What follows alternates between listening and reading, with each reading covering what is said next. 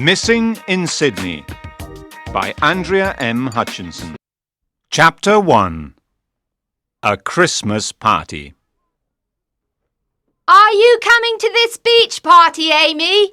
shouted Claire. If you don't hurry up, we'll miss the bus. There isn't another one for an hour after that, said Lisa. I'm coming. Said Amy, finally coming out of the bathroom. Well, how do I look? She asked her two best friends with a big smile. Claire and Lisa looked at each other and started to laugh. What is it? Asked Amy, worried. Amy, we're going to the Christmas party on Bondi Beach, not to a nightclub, said Lisa. "You can't stand up now in those shoes. How are you going to dance all night?" Laughed Claire. You never know who we might meet, replied Amy. Just because you two don't understand anything about fashion, come on, let's go. There were a lot of people already at the beach when they arrived. The music was loud, and even though the sun was starting to go down, it was still warm. This was where the three best friends wanted to be. For 2 years they planned this holiday, and finally, after hours of studying for exams, on Claire's 18th birthday, their plane took off from London's Heathrow Airport. Destination, Australia. Amy cuddled koala bears, Lisa bungee jumped off a bridge in Cairns, and Claire made them wake up really early so that she could take photos of Ayers Rock at dawn. But they all agreed snorkeling in the clear waters of the Great Barrier Reef was the best bit. And now they were in Sydney, where they planned to celebrate New Year. Next September, after this year of travelling, Claire was going to study art and photography at university. Claire wanted to become a photographer. It was the only job she wanted to do. Lisa was thinking about joining the police, although her dad didn't know it yet. He wanted her to study law and become a lawyer. And Amy wanted to marry someone who was rich so that she could go shopping all day, every day. But now they still had another 6 months left of parties and fun. Look at all that delicious food. Barbecued sausages, burgers and steaks. Let's have something to eat, said Claire. Amy, Claire, interrupted Lisa. They looked at her. It was obvious that she wanted something. I've forgotten my purse. Can I borrow $10? I've only got a few coins on me. Again? You always forget to bring enough money, said Claire. Yes, and you haven't given me back the $5 you owe me for dinner the other night, said Amy. Lisa looked upset. She didn't plan to forget her money. It doesn't matter, she said. Angry, she went over to another group of friends. Don't ask me for anything in future. Lisa! shouted Amy and Claire, but she just ignored them. Later, as the party was finishing, Amy and Claire waited for Lisa so they could go back to the youth hostel together. There was a cool wind. I think there might be a storm later on. I've got a headache, and I always get a headache before a storm, said Amy. Oh, where's Lisa? Maybe she went back to the youth hostel. The last time I saw her was when we argued, said Claire. What time is it? Asked Amy. 2:00, answered Claire. Perhaps she's at the hostel, in bed. Yes, come on. Everyone else has gone, and my feet are really hurting. I told you not to wear those shoes, laughed Claire. When they got back, Amy opened the door to their room with a nervous smile and said, You missed a great party. But then she realized that Lisa wasn't in bed. She wasn't in the bathroom either, Maybe she's met someone. said Claire hopefully. Maybe. Said Amy. Let's go to bed. In the morning she'll tell us all about some gorgeous Australian that she met at the party. Said Claire, but she didn't seem sure. Maybe. Said Amy. And as she heard the first sound of thunder, she realized that her feet didn't hurt any more. Chapter 2. Where's Lisa? The girls' youth hostel was in the centre of Sydney, opposite Hyde Park. When Amy woke up early the next morning, she was happy they had their own room. In some hostels, the rooms were bigger, you had to share with a lot of other people. Today, she didn't feel like being polite or nice to anyone. Their room was very small for 3 people, but there was a nice view of the park below. Lisa liked sitting in the park when she wanted to write in her diary. But this morning, when Amy looked out towards the park, she could only see their friend Jack. He was sitting alone, near the fountain, reading a book. It was a beautiful sunny day now. The storm of the night before was over, just like a bad dream. Claire, wake up! Said Amy, touching Claire on the shoulder. Another 5 minutes? Said Claire, pulling the sheet over her head. No, you've got to wake up now. Lisa's still not here. She didn't come back last night. Claire immediately threw the sheets off her and sat up. Let's get dressed and we'll go downstairs and have some breakfast. Said Claire. Perhaps Lisa got up early and is already there. 5 minutes later, while they were going downstairs, they met Jack. Jack was travelling as well. He arrived in Sydney on the same day as the girls, and they met as they were checking into the hostel. The 4 of them soon became friends, and they often spent evenings together, talking until late, sharing pizza and beer in the hostel's garden. Now it seemed like he was in a hurry. Hello, Jack. Have you seen Lisa this morning? Asked Claire. No, I haven't. She's not in the dining hall. Why? Oh, it's probably nothing. If you see her, tell her that we're looking for her. Said Amy. I'm leaving today, so I probably won't. But if I see her... Sorry, I'm in a hurry, and I must go and pack my things. Before they could say goodbye, he ran by them and into his room. Jack was right. There was nobody in the dining hall. It's 7:15. It's still early. If we sit over there by the window, we'll see her when she comes back. Do you want something to eat? Asked Claire. No, I'm not hungry. I think I'll just have some orange juice. Said Amy. In silence, Amy and Claire waited. Every time the door opened, they both looked up, hoping that it was Lisa. At 8 o'clock, the dining hall was starting to get busy, and their glasses of orange juice were still full. Come on. I can't just sit here anymore. Let's go back upstairs to the room and try to call her on her mobile. Said Claire.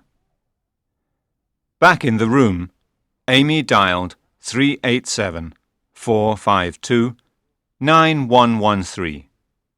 She walked up and down the room, waiting for the number to start ringing. OK, it's ringing. She said to Claire with a nervous smile. Shh! Said Claire suddenly. What is it? Said Amy.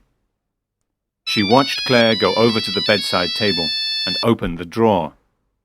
As she opened it, the ringtone of Lisa's phone filled the room. Amy hung up the phone, disappointed. Amy! Look! Lisa's purse is in here too. So Lisa hasn't got her mobile or any money with her. Said Amy. Oh, Claire, where could she be? This isn't like her at all. What are we going to do? Chapter 3. Searching for Lisa. For the next 4 hours, Amy and Claire walked around Sydney. They even walked the 10-kilometre Manly Scenic Walkway because they knew that Lisa liked the views from there. They asked everybody they knew, "Have you seen Lisa?"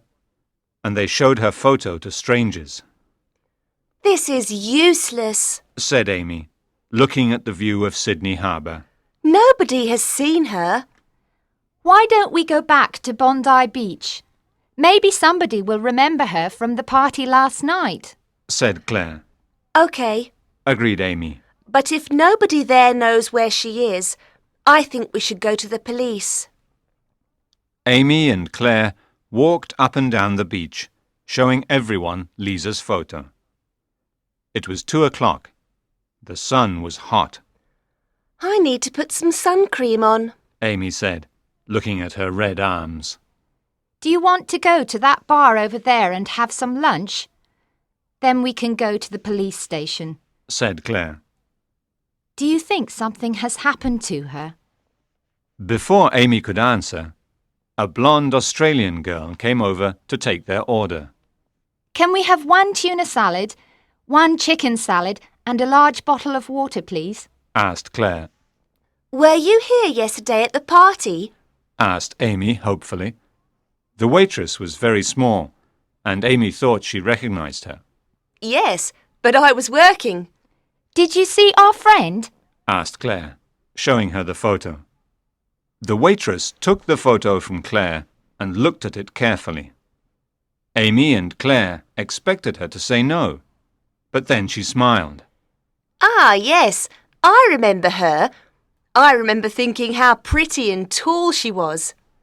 Amy and Claire became very interested. You don't remember if she was with anyone? Asked Claire. What time was it when you saw her? Interrupted Amy.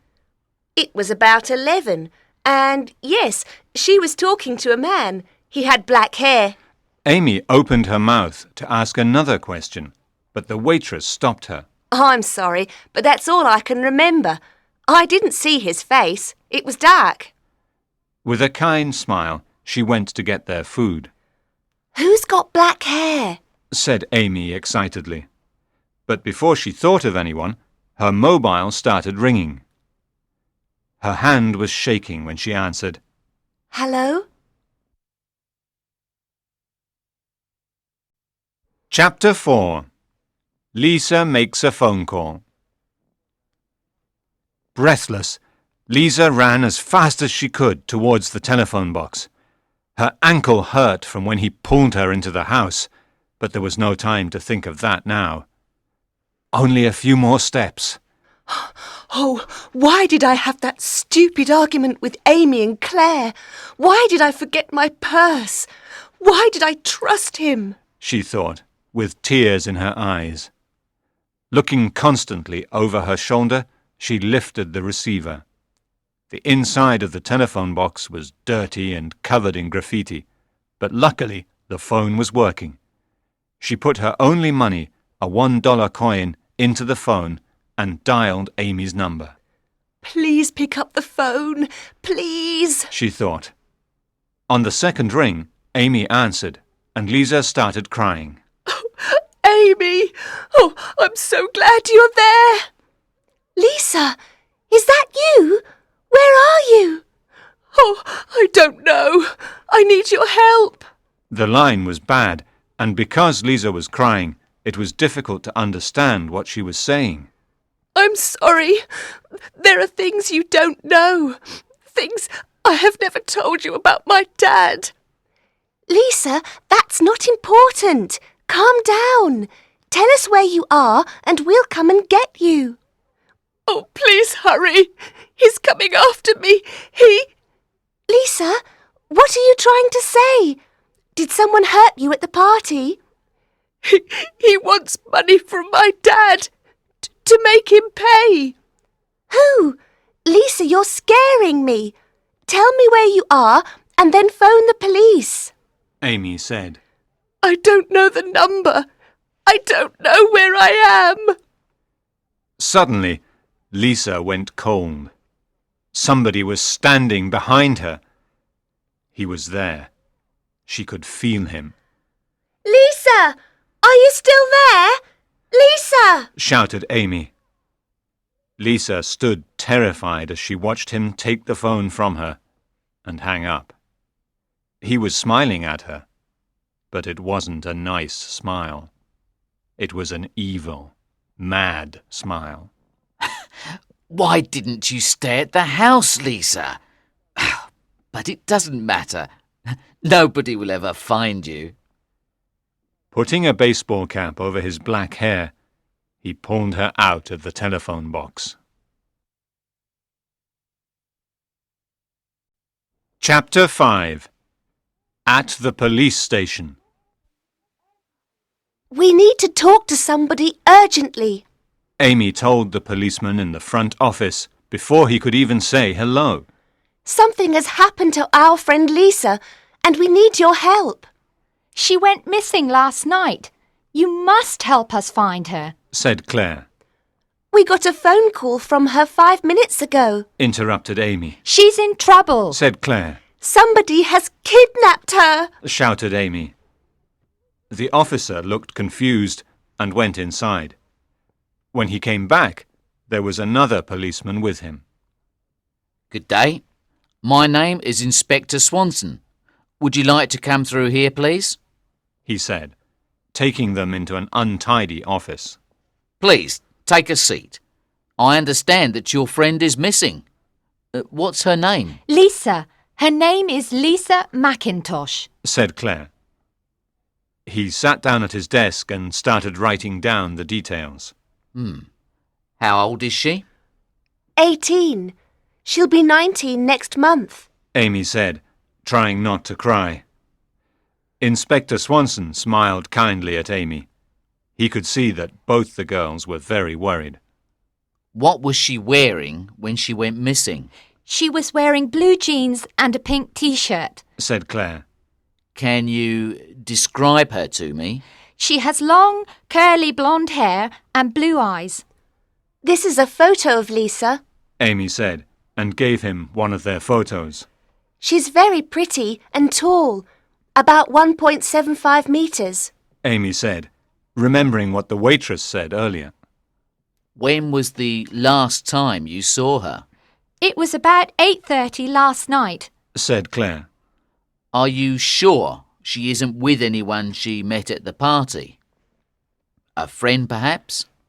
Inspector Swanson looked at them very seriously. No, not without telling us first. Said Amy, shaking her head. We made a rule before we left England.